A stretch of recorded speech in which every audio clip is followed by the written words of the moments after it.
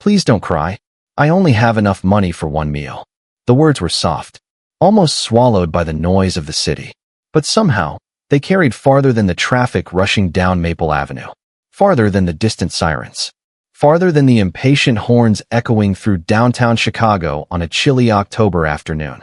A little boy sat alone on a metal bench outside a convenience store, tears streaming down his cheeks. His small shoulders trembled beneath a navy blue hoodie that looked far too expensive for a child sitting by himself. People walked past him, fast, busy, distracted. Some glanced his way before looking down at their phones. Others noticed the tears and chose not to stop. After all, everyone seemed to have somewhere more important to be. Everyone except Claire Bennett. Claire stood across the street, clutching a worn canvas bag against her chest. Her sneakers had seen better years. The sleeves of her gray sweater were stretched from endless washes. A cold wind tugged at her blonde hair as she paused near the crosswalk. She wasn't supposed to stop. She really couldn't afford to stop. Her phone bill was overdue. Rent was 6 days late. The power company had already sent a warning notice. And inside her wallet sat exactly $11.32. She knew the number because she had counted it 3 times that morning. Yet when she heard the little boy crying, something inside her refused to keep walking. The traffic light changed. Cars rolled forward. People moved. Claire didn't. For a moment, she simply watched him. The boy couldn't have been older than 7. His face was red from crying. His eyes searched every passing stranger with the desperate hope that someone familiar might appear. No one did. Claire slowly crossed the street. The cold air stung her cheeks. Her stomach growled. She hadn't eaten since the previous evening. Still, she approached the bench and lowered herself carefully beside him. Not too close. Just enough to let him know he wasn't alone. The boy looked up immediately. His eyes were wide and frightened. "Hey," Claire said gently. "You okay?" The child wiped his face with his sleeve. "I can't find anybody." His voice cracked. Claire felt her heart tighten. "What's your name?" "Noah." "Well, Noah," she said with a small smile. "That's a pretty great name." He shrugged. Another tear rolled down his cheek. "Are you lost?" Noah nodded. "I think so." Claire glanced around. The sidewalk remained crowded. Nobody seemed to be searching for a child. Nobody looked concerned. The city kept moving as if nothing was wrong. She looked back at Noah. "Have you eaten today?" The question came naturally. The boy hesitated before shaking his head. Claire tried to smile again, but something inside her sank. Hunger. She recognized it instantly. Hunger had a way of making fear feel bigger, loneliness feel colder, tears feel heavier. For a second, she looked away toward the convenience store window. Then she reached into her pocket and felt the folded bills inside her wallet. $11.32. That money had a purpose. It was supposed to buy dinner. Maybe breakfast tomorrow if she stretched it carefully enough. But when she looked back at Noah, she already knew she wasn't keeping it. "Stay right here," she told him. "Okay." Noah nodded cautiously. Claire disappeared into the store. A few minutes later, she returned carrying a turkey sandwich, a carton of milk, and a chocolate chip cookie. Not much, but enough. Noah stared at the food as if she had performed magic. "This is for me?" he asked quietly. "Absolutely." The boy's eyes widened. "But why?" Claire handed him the sandwich. "Because nobody should cry on an empty stomach." Noah accepted it carefully. Then something unexpected happened. He smiled. It wasn't a huge smile, just a small one. Fragile. But it was enough to change the entire afternoon. Claire felt warmth spread through her chest. The kind that had nothing to do with money. Nothing to do with success. The kind that reminded people they were still human. Across the street, parked beside a row of maple trees shedding golden leaves onto the pavement, a black SUV sat motionless. Behind its tinted window, a man in a tailored charcoal suit lowered the newspaper resting on his lap. His eyes never left the woman on the bench. Ethan Walker watched as Claire gave away the last meal she could afford. And for the first time that day, the billionaire CEO found himself unable to look away. The sandwich disappeared surprisingly fast. Noah tried to eat slowly at first, as if he was worried the food might somehow be taken away, but hunger won the battle. Claire watched him finish nearly half of it before taking another breath. The tension in his small shoulders began to fade. His eyes looked less frightened now, less alone. Around them, the city continued its endless rhythm. Delivery trucks rolled past. Office workers hurried toward train stations. The scent of roasted coffee drifted from a nearby cafe. Yet for a few minutes, the crowded sidewalk seemed to shrink into a world occupied by only two people sitting on an old metal bench. Claire smiled as Noah carefully opened the carton of milk. "Feeling better?" she asked. Noah nodded. "A lot." "Good." He studied her for a moment. Children had a way of asking questions adults usually avoided. "Are you rich?" Claire almost laughed. Almost. Instead, she looked down at her worn sneakers and shook her head. "Not even close." Noah seemed genuinely surprised. "Then why did you buy me food?" The question landed harder than he intended. Claire glanced toward the street. The afternoon sunlight reflected off rows of office windows. Somewhere up there, people were signing contracts worth more money than she would earn in years. Meanwhile, she was mentally calculating whether she could skip dinner and still make it through tomorrow's shift. "Because sometimes people need help," she answered quietly. Noah thought about that. "Even strangers?" "Especially strangers." The boy nodded slowly, storing the answer somewhere in his young mind. Claire could tell he was still upset about being separated from whoever was supposed to be watching him, so she changed the subject. "Want to play a game?" Noah looked interested immediately. "What kind?" "A simple one. You point at someone walking by, and we make up a story about them." A smile finally appeared. "A real one this time." "Okay." He pointed toward a man carrying 3 garment bags. Claire leaned forward dramatically. "That man is secretly preparing for a movie premiere tonight." Noah laughed. "No way." "Absolutely. He is probably famous. I think he sells clothes." "Well, that is less exciting." "My turn," Noah said. He pointed toward a woman jogging with a golden retriever. "She trains dogs for astronauts." Claire raised an eyebrow. "Astronaut dogs?" "Yes. That might be the best answer I have ever heard." Noah grinned. The sound of his laughter seemed to brighten the entire block. Across the street, Ethan Walker remained seated inside the SUV. His driver sat quietly in the front seat, saying nothing. Ethan had canceled a meeting 20 minutes earlier. 3 executives were probably waiting for him downtown. Normally, he never delayed business appointments. Time was money. Efficiency was everything. Yet here he sat watching a woman he had never met spend nearly an hour helping a child she did not know. He found himself studying details he would normally overlook. The frayed cuff of her sweater. The careful way she listened whenever Noah spoke. The fact that she never once checked her phone or seemed impatient to leave. Most people performed kindness when they knew somebody important was watching. This felt different. There was no audience. No reward. No advantage. Just genuine concern. Ethan found that strangely unsettling. Back on the bench, Claire checked the time on her phone. Her expression changed for the briefest moment. Noah noticed. "What is wrong?" "Nothing." "You look worried." Claire hesitated. Children often notice truths adults try to hide. "I'm just thinking about work." "Do you have a job?" "2 jobs." Noah's eyes widened. 2. Sometimes 3. "Why?" Claire laughed softly. "Because bills do not pay themselves." Noah looked confused. Being a grown-up sounds terrible. It has its moments. The answer made him giggle again. For a second, Claire forgot about the overdue rent notice sitting on her kitchen counter. She forgot about the voicemail from her landlord. She forgot about the empty refrigerator waiting at home. Then her stomach quietly reminded her. She had given away the only meal she could afford. She folded her hands together so Noah would not notice. The hunger was manageable. The relief on his face was worth more than lunch. Noah suddenly looked up at her. "Do you have kids?" Claire's smile softened. "No, you would be good at it." The words caught her completely off guard. For a moment she could not answer. Something vulnerable flickered across her face before she hid it behind a gentle smile. "That is a very nice thing to say." Noah shrugged as if it were obvious. "It is true." Across the street, Ethan heard nothing through the closed windows. But as he watched Claire's expression change, he had the strange feeling that he was witnessing something far more valuable than any boardroom presentation he had attended all year. And for reasons he could not yet explain, he found himself wanting to know who Claire Bennett really was. The afternoon light began to soften, turning the glass towers downtown into sheets of gold.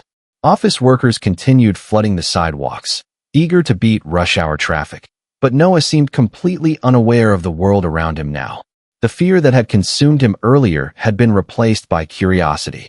He sat sideways on the bench, facing Claire as if they had known each other for years instead of less than an hour. "What was your dream?" he suddenly asked. Claire blinked. "My dream? Everybody has one." She smiled.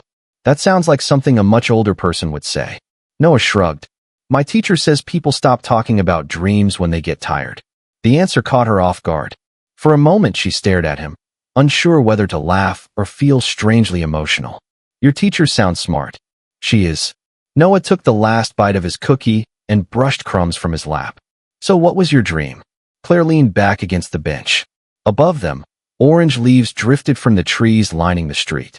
She watched one spin through the air before landing near her shoe. When I was younger, I wanted to become a teacher.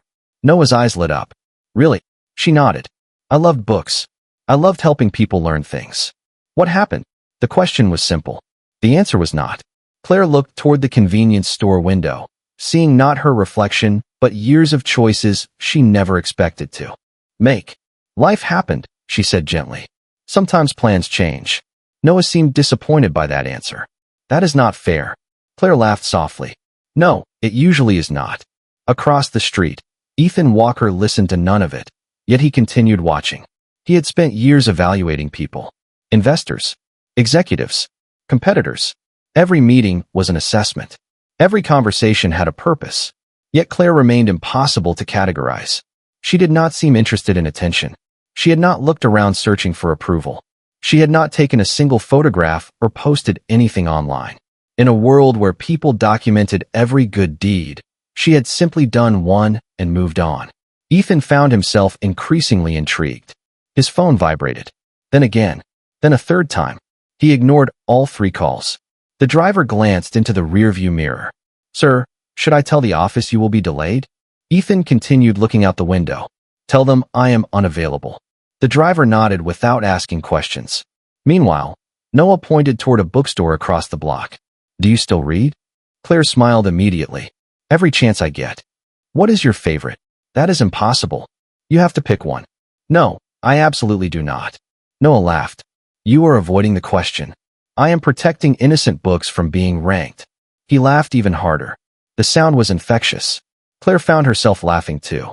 For the first time in weeks, she felt lighter. Not because her problems had disappeared. They had not. The rent was still due. The overdue notices still existed. Tomorrow would still arrive with all its responsibilities. Yet somehow this unexpected conversation had created a small pocket of peace inside a difficult day. Then Noah's smile slowly faded. He looked down at his hands. Can I tell you something? Claire noticed the change immediately. Of course. The boy hesitated. Sometimes people are around me all the time. Okay. But they are not really there. Claire stayed quiet. Noah continued staring at the sidewalk. They are looking at phones. Or talking about work. Or rushing somewhere. His voice softened. I think they forget I am still a kid. Claire felt her chest tighten. Children often revealed loneliness with heartbreaking honesty. That must be hard. Noah nodded. Sometimes. She thought carefully before responding. You know something? He looked up. What? Being important is not the same thing as paying attention. Noah considered the words. What does that mean? It means people can have big jobs and busy lives and still forget what matters most. The boy absorbed that answer silently. Across the street, Ethan's expression changed almost imperceptibly. He could not hear the conversation, but he saw the seriousness in Noah's face. He saw Claire listening with complete focus. He saw something else too. Noah looked happier sitting on that bench than he had looked during the past several weeks. The realization unsettled him more than he wanted to admit. Then suddenly a black sedan pulled up near the curb. A middle-aged woman stepped out, her face pale with worry. She scanned the sidewalk frantically until her eyes landed on Noah. Relief flooded her features so quickly it was visible from half a block away. Noah, she called. The boy jumped to his feet. Claire turned toward the voice. The woman hurried forward, emotion written across her face. And for the first time since sitting down beside the crying child, Claire realized someone had finally come looking for him. Claire watched the woman scoop Noah into her arms, holding him tightly as if she had been worried he would vanish into the crowd. The relief in Noah's face was immediate, but it did not erase the bond that had formed on that bench between him and Claire. She stood and smoothed the front of her sweater, taking a deep breath to calm the sudden wave of emotion rising in her chest. Around them, the city kept its relentless pace. Horns blared, bicycles weaved between pedestrians, and the distant hum of the train carried above the streets. Claire's eyes followed the small family as they walked down the block, Noah's tiny hand gripping his mother's tightly, yet still occasionally reaching back to wave at her. Claire's lips curved into a faint smile. She did not feel needed anymore, yet a strange warmth lingered in her chest. She turned slowly toward the street, expecting the world to continue as if nothing had happened, but the black SUV remained in place. Ethan Walker sat behind the tinted glass, motionless. His gaze had never left Claire, even when Noah had been safely in his mother's arms. The sight unsettled him. He was used to power, to influence, to controlling outcomes. He was not used to observing a single moment of human kindness and finding himself incapable of turning away. The light reflecting off the buildings created tiny prisms across the leather interior of the vehicle, yet his attention was fixed solely on the woman who had given away her last meal to a child she did not even know. Claire's heart skipped a beat as she noticed the SUV still idling across the street. She had not seen the driver yet, but she sensed a presence, a weight she could not immediately place. Ethan continued to watch, his expression unreadable. There was no judgment, only observation. It was a luxury he afforded himself rarely, to simply witness, to see how people acted when no one expected them to. Claire's gaze met the vehicle for a brief moment before returning to the sidewalk, where Noah now laughed softly with his mother, pointing to a shop window where toys were displayed. The innocence in the boy's joy struck her again. She realized how small gestures, acts of care, could ripple in ways that could change everything for someone else. She felt a quiet satisfaction, though tinged with the hunger she would face later. Ethan's presence, unseen and yet palpable, seemed to amplify the significance of what she had done. The SUV remained in place as the child and mother disappeared down the block. Claire exhaled and tucked her hands into the front pocket of her hoodie. For a moment, the hum of the city felt distant, muted by the stillness that had settled around her. She reflected on the day, the tasks she had completed, the shifts she had survived, and now this encounter that had reminded her of something she often feared she had forgotten. That even small acts of courage and kindness held immense power.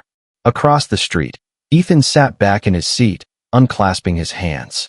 He replayed the scene in his mind, noticing nuances, the careful attention Claire had given, the way she had balanced generosity with quiet strength, the humility she carried effortlessly. These were qualities that could not be bought, could not be commanded, and yet they radiated from her as clearly as sunlight cutting through the afternoon haze. The observation left him contemplative, uncharacteristically silent. The city moved, but the moment lingered.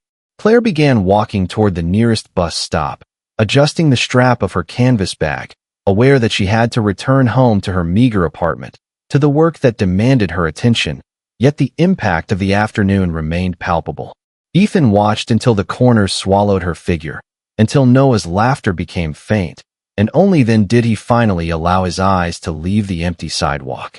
He started the engine and drove slowly down the block, the memory of a single act of compassion now etched in his mind, a quiet lesson that would not soon be forgotten. The sun dipped lower behind the buildings, casting long shadows across the streets of downtown Chicago. Claire adjusted the strap of her canvas bag as she walked toward the bus stop, each step heavy with the weight of exhaustion and the quiet satisfaction of having helped Noah. The city had begun its evening rhythm, streetlights flickering to life, casting a soft amber glow over the sidewalks. People bustled past, heads down, immersed in their own worlds. Yet for Claire the afternoon lingered in her mind with clarity. She replayed every detail. The way Noah had looked up at her with tentative hope, the fragility in his small hands, and the unspoken gratitude that radiated from him when she handed him the sandwich and milk. The thought of the black SUV parked across the street earlier returned unbidden, and her heart skipped a beat as she realized someone had observed everything. Someone whose presence carried weight far beyond that of any ordinary passerby.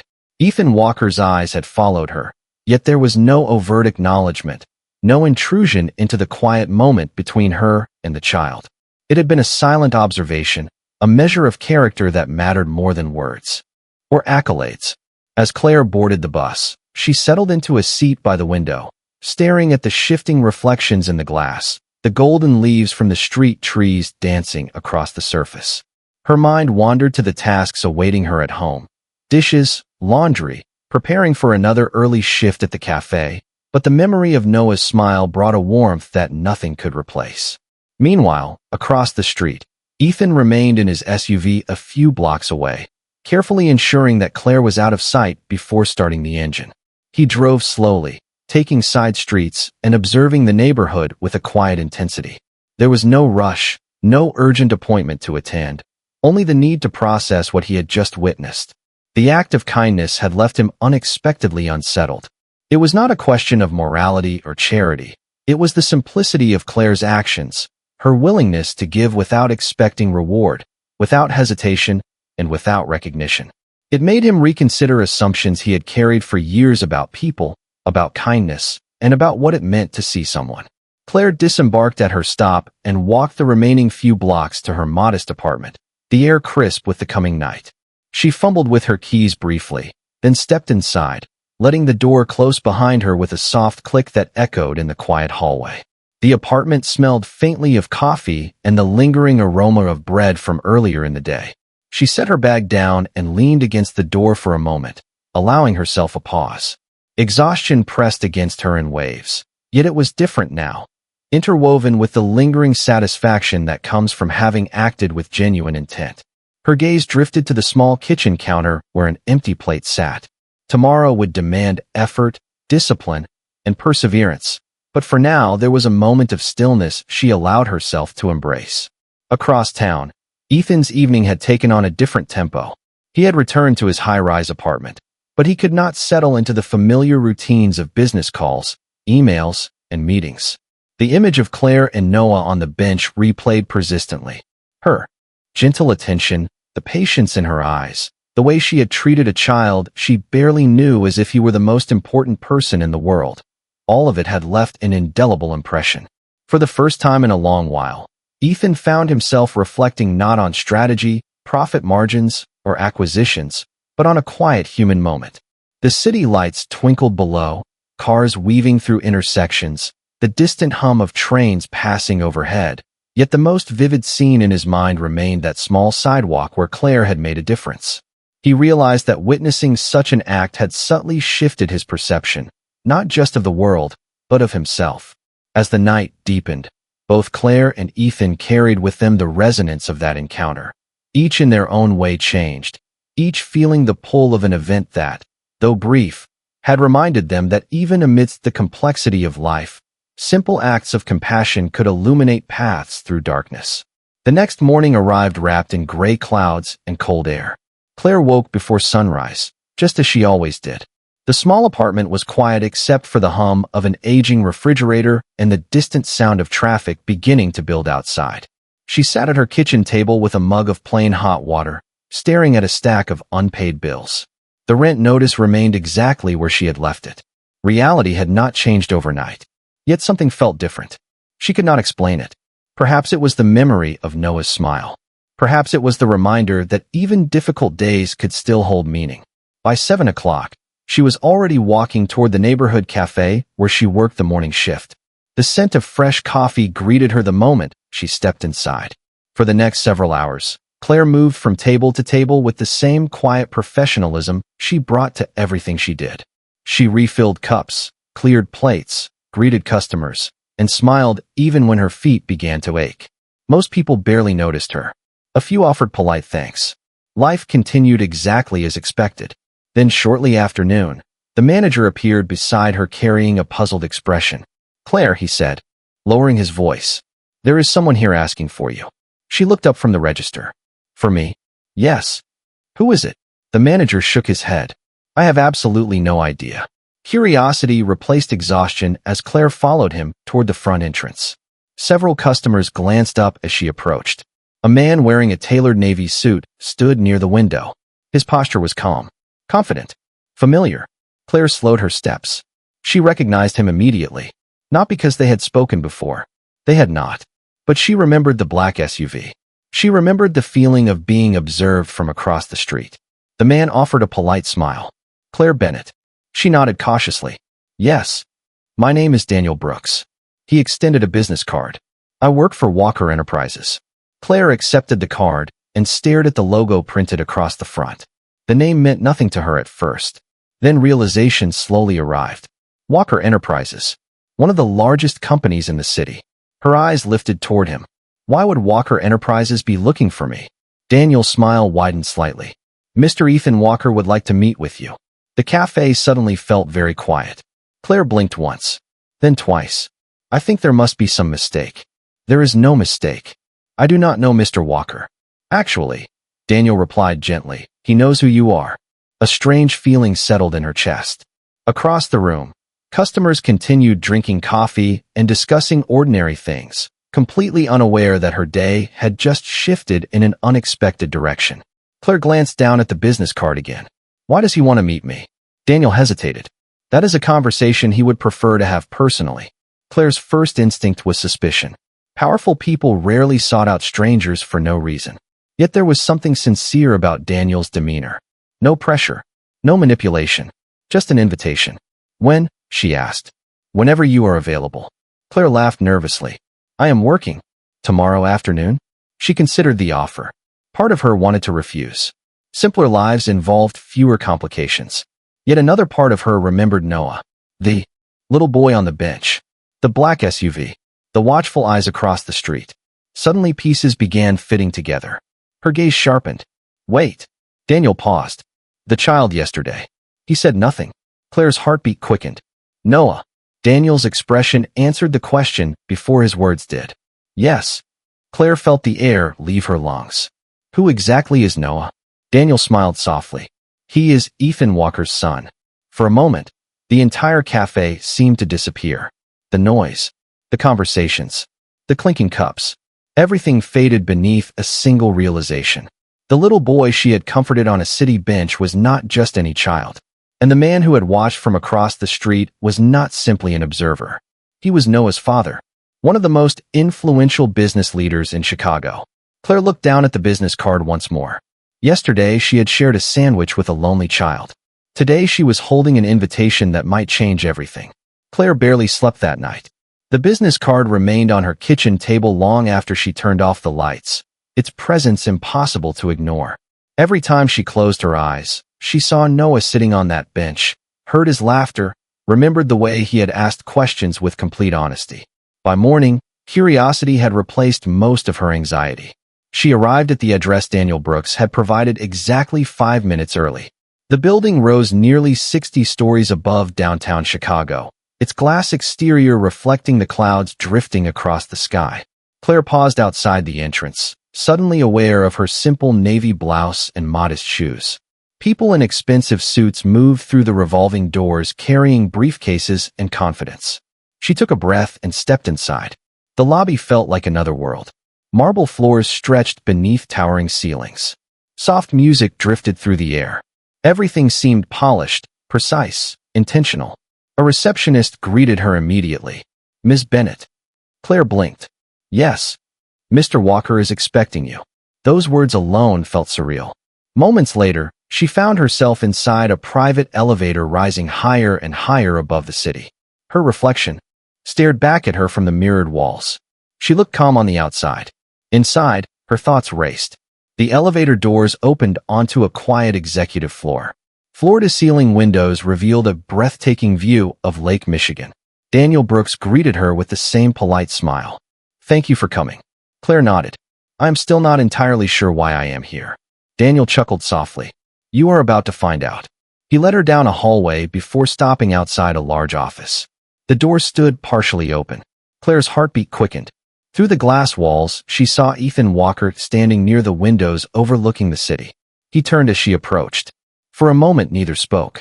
The powerful executive she had unknowingly observed from across the street looked different up close. Less distant. More human. Ethan stepped forward and extended his hand. Claire. She shook it carefully. Mr. Walker. Please. Ethan. His voice carried none of the arrogance she had expected. Daniel quietly excused himself, leaving them alone. Silence settled briefly between them. Then Ethan gestured toward a seating area near the windows. Would you like coffee? Water is fine. He poured a glass and handed it to her before taking a seat across from her. The skyline stretched behind him, yet his attention remained entirely focused on Claire. I appreciate you coming. I appreciate finally understanding what this is about. A faint smile crossed his face. Fair enough. Claire held the glass carefully. Your son is a wonderful kid. Something softened immediately in Ethan's expression. He liked you. I liked him too. Ethan nodded. That is actually why I asked you here. Claire waited. Ethan leaned back slightly. The truth is, Noah was never truly lost that day. Her eyes widened. What? I was nearby the entire time. Claire stared at him, trying to process what she had just heard. You were watching? Yes. The whole time. The whole time. Confusion mixed with disbelief. Why? Ethan looked out the window briefly before answering. Because I wanted to see something I had been wondering about for a long time. Claire remained silent. Ethan returned his gaze to hers. I wanted to know how strangers would treat my son when they believed nobody important was watching. The room felt suddenly very still. Claire thought back to the crowded sidewalk. The people who had passed by. The ones who looked away. The ones who kept walking. Then she remembered the black SUV. And you just observed? Ethan nodded. Most people never stopped. Claire looked down at her glass. You were testing people. Maybe. His voice grew quieter. But I was also testing myself. That answer caught her attention. Ethan folded his hands together. I spend most of my life evaluating numbers, performance, results. Somewhere along the way I realized I had become very good at measuring success and very bad at measuring character. Claire said nothing. Ethan continued. Then I watched you spend your last few dollars on a child you had never met. Her head lifted immediately. How do you know it was my last few dollars? Ethan smiled gently. Because after you left, I had someone look into your situation. Claire stiffened. You investigated me? Only enough to understand what I had witnessed. For a moment, she did not know how to feel. Then Ethan said something that changed everything. Claire, what shocked me was not that you helped Noah. It was that you helped him when you had every reason not to. The room fell silent again. And for the first time since arriving, Claire realized this meeting was not about money, business, or obligation. It was about a question neither of them had fully answered yet. Why would someone with almost nothing still choose to give? Claire held his gaze for several seconds. The city stretched beyond the windows like a painting of glass and steel, but neither of them looked away. Ethan's question lingered between them. Why would someone with so little still choose to give? Claire finally set the water glass down on the table. Because he was hungry. Ethan blinked. That's simple. Yes. A faint smile appeared on her face. Not every decision needs a complicated reason. Ethan leaned back slightly. Throughout his career, he had spent years surrounded by consultants, analysts, attorneys, and executives. Every action came with calculations. Every choice carried a strategy. Yet Claire's answer contained none of that. It was simple, honest, human. You knew you could barely afford it, he said. I knew. And you did it anyway. Claire nodded. A child should not have to carry the consequences of an adult's problems. The words landed harder than she intended. Ethan lowered his eyes briefly. Suddenly, he remembered Noah's voice from the week before. The quiet sadness. The moments when his son seemed distant despite having every material comfort imaginable. For the first time, Ethan wondered how many important conversations he had missed while chasing meetings, acquisitions, and quarterly reports. Claire noticed the shift in his expression. Can I ask you something? Ethan looked up. Of course. Why were you really watching him? He was silent for a moment. The question deserved an honest answer. Because I was worried. Claire seemed surprised. About what? Ethan stood and slowly walked toward the windows overlooking the lake. My wife passed away 3 years ago. His voice softened. Since then, I have spent every day trying to be both a father and a CEO. Claire immediately understood there was more behind those words than he was saying. Ethan continued. The business survived. The company grew. Everyone congratulated me. He gave a quiet laugh that contained no humor. But one day Noah asked me something I could not answer. Claire listened carefully. What did he ask? Ethan stared at the skyline. He asked why I always seemed busy when he needed me and available when everyone else did. Silence filled the room. Claire felt her chest tighten. Ethan finally turned back toward her. That question stayed with me. His eyes revealed something she had not expected. Regret. Genuine regret. So I started paying closer attention. Claire understood now. This had never been a test of strangers. It had been a test of himself. Ethan slowly returned to his seat. Then I saw you. Claire looked down briefly. I did not do anything extraordinary. That is where you are wrong. Ethan's voice remained calm but firm. Most people saw a crying child. You saw a person. Claire considered that. I think most people were just busy. Exactly. Ethan nodded. And somehow you were the busiest person there. The truth of that statement left her speechless. Ethan reached into his jacket and removed a folded piece of paper. He placed it carefully on the table between them. Claire looked at it, but did not touch it. What is that? An offer. Her eyebrows lifted immediately. For what? A position at Walker Enterprises.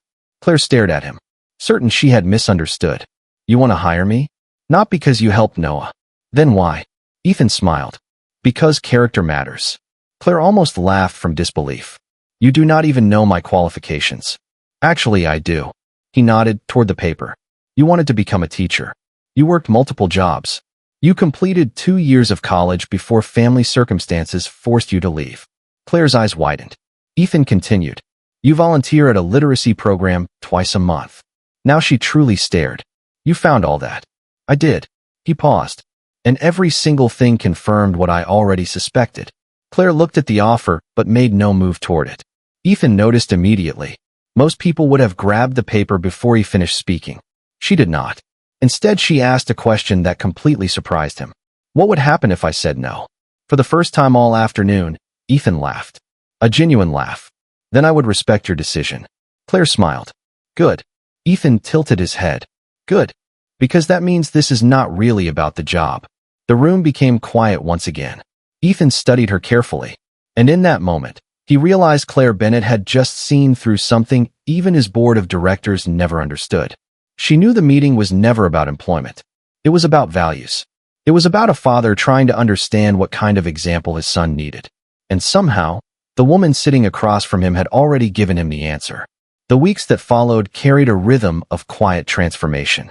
Claire returned to her apartment each night with a mixture of fatigue and satisfaction, and yet she could not ignore the subtle shift that had begun in her life. The invitation to meet Ethan Walker had opened a door she had not even realized was there. Every day, she would think about Noah, the child who had unknowingly set a series of events in motion, and she found herself more aware of the small acts she performed in her own life. Each gesture, each moment of kindness, felt imbued with a new weight, a significance that resonated far beyond what she could see. Ethan, meanwhile, had begun visiting the cafe more frequently, though never intrusively, observing the rhythms of ordinary life that he had spent so long detached from. He took note of how Claire moved through her day with quiet dignity, the way she interacted with people with patience and warmth, and the effortless sincerity that made her remarkable in a world obsessed with appearances. One afternoon, he finally spoke to her again, but not about business, not about a position, but about a plan he wanted to implement for the city's community programs, seeking her guidance on which initiatives might truly serve children like Noah. Claire listened, amazed at how someone with immense wealth could be so intent on seeking real understanding, not merely donations or accolades. Over time, the relationship between Claire and Ethan grew into an unspoken partnership, grounded in shared respect and mutual appreciation. They met regularly, discussing programs, children, and education, while Noah watched from his schoolyard, sometimes waving at Claire as he spotted her across the street.